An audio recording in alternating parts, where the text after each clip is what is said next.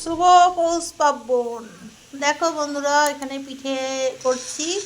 এখানে নারকেলের ইয়ে করে রেখেছি, আর এদিকে পিঠে বানানো হচ্ছে। আটাটা মাখা হয়েছে, মেখে পিঠেগুলো বানানো হয়ে গেল। এদিকে দেখো বন্ধুরা, কড়ার মধ্যে দুধ দিয়ে দেওয়া হয়েছে, দুধ ফুটছে, গ্যাসটা কমিয়ে দেওয়া হয়েছে। তার উপর দিয়ে চিনি দেওয়া হলো। চিনি দিয়ে করছি, যেহেতু বাড়িতে সবাই গুড় খায় না, চিনি দিয়েই বেশিটা পছন্দ করে, ওই জন্য চিনি দেওয়া হচ্ছে।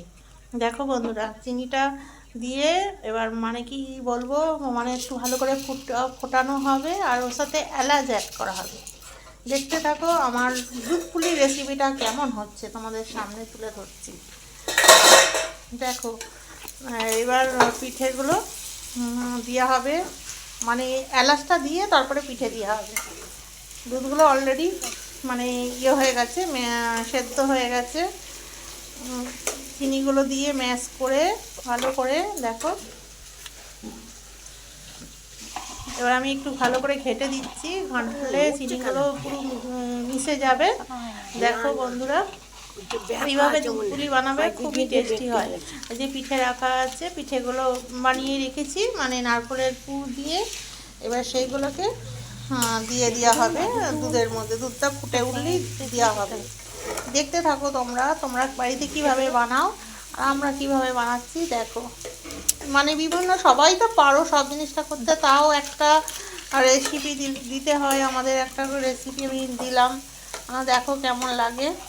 দেখো, এলাচ দেওয়া হয়ে গেল। এলাচ দিয়ে দেওয়ার পর দুধটা ভালোই ফুটে গেছে। এবার কী করবো, সেখানে তো কিছু করার নেই। তো দুধটা ফুটছে দেখেছো বন্ধুরা, কত সুন্দর দুধটা মেয়াসের কাছে গাঢ় গাঢ় দুধ হয়ে যাচ্ছে। প্রচণ্ড গাঢ় হয়েছে দুধটা, এত সুন্দর হয়েছে, মানে পুরো ঘন হয়ে গেছে, ঘন আকৃতি। এবার পিঠেগুলোকে একে একে দেওয়া হয়ে যাচ্ছে। পিঠেগুলো দেখেছো বন্ধুরা, সব পিঠেগুলো একবারে দেওয়া যাবে না, কেন সব তাহলে একের গায়ে একে লেগে যাবে।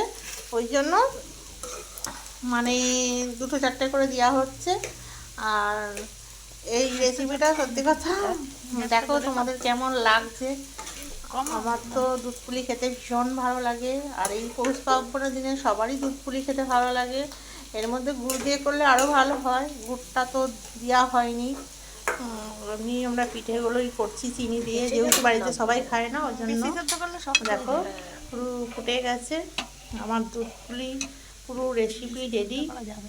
সবাই সবাই দেখো, আর যার যার খেতে ইচ্ছা আমাদের বাড়ি চলে এসো। আর আমার পুরো ভিডিওটা দেখার জন্য তোমাদেরকে অসংখ্য ধন্যবাদ, নমস্কার জানাই আমার ভিডিওটা দেখার জন্য। দেখেছো বন্ধুরা, সবগুলোই দিয়ে দেওয়া হলো। আর এইভাবে একটুখানি কিছুক্ষণ ফুটলেই আমরা নামিয়ে নেবো। দুধ পুলি পুরো পারফেক্ট রেডি হয়ে যাবে। বেশি সেদ্ধ করলে আবার শক্ত হয়ে যায়, ওই জন্য টাটা বাই বাই, সবাই ভালো থেকো, সুস্থ থেকো।